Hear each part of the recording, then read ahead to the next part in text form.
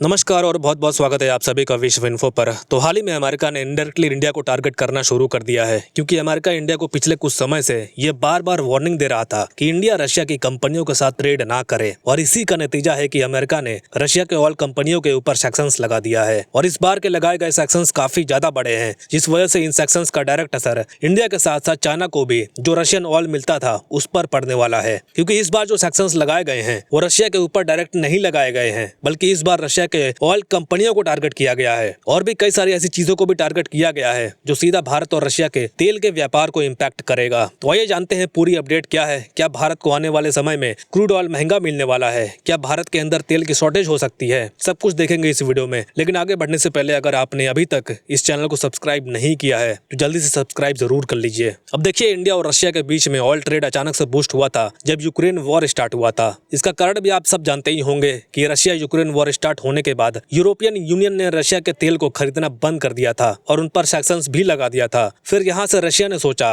कि अब हम चाइना और भारत को तेल बेचेंगे, वो भी भारी मात्रा में। और भारत और चाइना ने भी रशिया के इस ऑफर को बिना किसी झिझक के एक्सेप्ट भी कर लिया। लेकिन यहाँ जाहिर सी बात है कि यूरोपियन कंट्रीज को इससे दिक्कत तो होगी ही। उन्हें बिल्कुल भी ये पसंद नहीं आएगा कि भारत और चाइना रशिया का भारी मात्रा में तेल खरीद रहे हैं, जिससे रशिया की इकोनॉमी को मदद मिल रही है। इसीलिए पश्चिमी देशों ने रशिया के ऊपर लगातार कई तरह के सैक्शंस लगाए। लेकिन हैरानी की बात यह है कि इन सारे सैक्शंस का असर भारत और रशिया के ऑयल ट्रेड के ऊपर नहीं पड़ा। एक बार चाइना तो पीछे हट गया, लेकिन भारत लगातार रशिया से सस्ते दामों में क्रूड ऑयल मंगाता रहा, जिससे रशिया की इकोनॉमी चलती रही। लेकिन इस बार कहा जा रहा है कि जो अभी यूएस ने नए सैक्शंस लगाए हैं, पूरा असर डायरेक्टली इंडिया के ऑयल ट्रेड के ऊपर पड़ेगा। क्योंकि अभी तक रशिया के ऊपर जो भी सैक्शंस लगते थे वो रशिया की करेंसीज पे, रशिया के बैंक के ऊपर लगते थे। लेकिन इस बार सैक्शंस लगे हैं उन जगहों पर जहां से भारत और रशिया का तेल व्यापार होता है, जिसमें सबसे पहले रशिया की 2 मेजर ऑयल कंपनी के ऊपर सैक्शंस लगाए गए हैं, जो हर रोज लगभग 1 मिलियन बैरल का ऑयल ग्लोबल लेवल पर एक्सपोर्ट करते हैं, जिसमें इंडिया भी शामिल है। और आपको बता दें कि इंडिया को सबसे ज्यादा ऑयल इन्हीं दोनों कंपनी से आता है, जिस पर अब सैक्शंस इंपोज हो चुके हैं। और दूसरी बड़ी बात, अभी कुछ ही समय पहले की बात है, G7 देशों के द्वारा रशिया के ऊपर प्राइस कैप लगाया गया था, जिसमें कहा गया था कि रशिया का तेल कोई भी $60 प्रति बैरल से ज्यादा ना खरीदे। अगर कोई देश खरीदता है तो उसको शिपिंग इंश्योरेंस नहीं मिलेगा पश्चिमी देशों के द्वारा। लेकिन रशिया ने यहाँ एक और प्लान बनाया। रशिया ने क्या किया कि खुद का इंश्योरेंस शुरू कर दिया,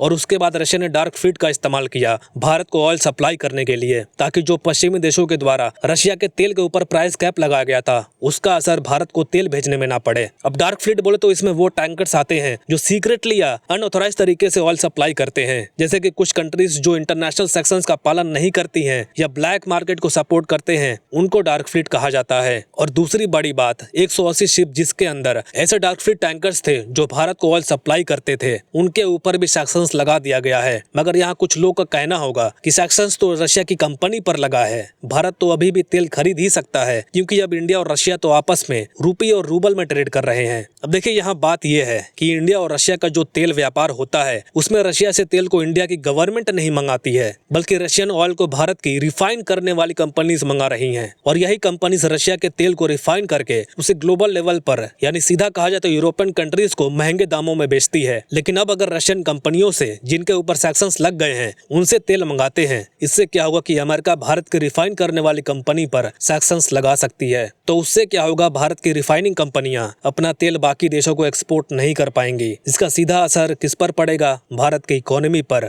इसीलिए भारत की जो रिफाइनिंग कंपनियां हैं ये सब रशिया के तेल मंगाने में अब डरने वाली हैं। इसीलिए कहा जा रहा है कि अमेरिका को भारत की इकोनॉमी ग्रोथ देखी नहीं जा रही, जिस वजह से अमेरिका भारत को इंडायरेक्टली टारगेट करने की कोशिश कर रहा है। फिलहाल आगे देखना ये होगा कि भारत और रशिया मिलकर इसका क्या तोड़ निकालते हैं। आपका क्या कहना है अमेरिका के इस स्टेप पर? कमेंट्स में जरूर बताएं। फिलहाल के लिए इतना ही। Thank you very much for watching. मिलते हैं अगली वीडियो में।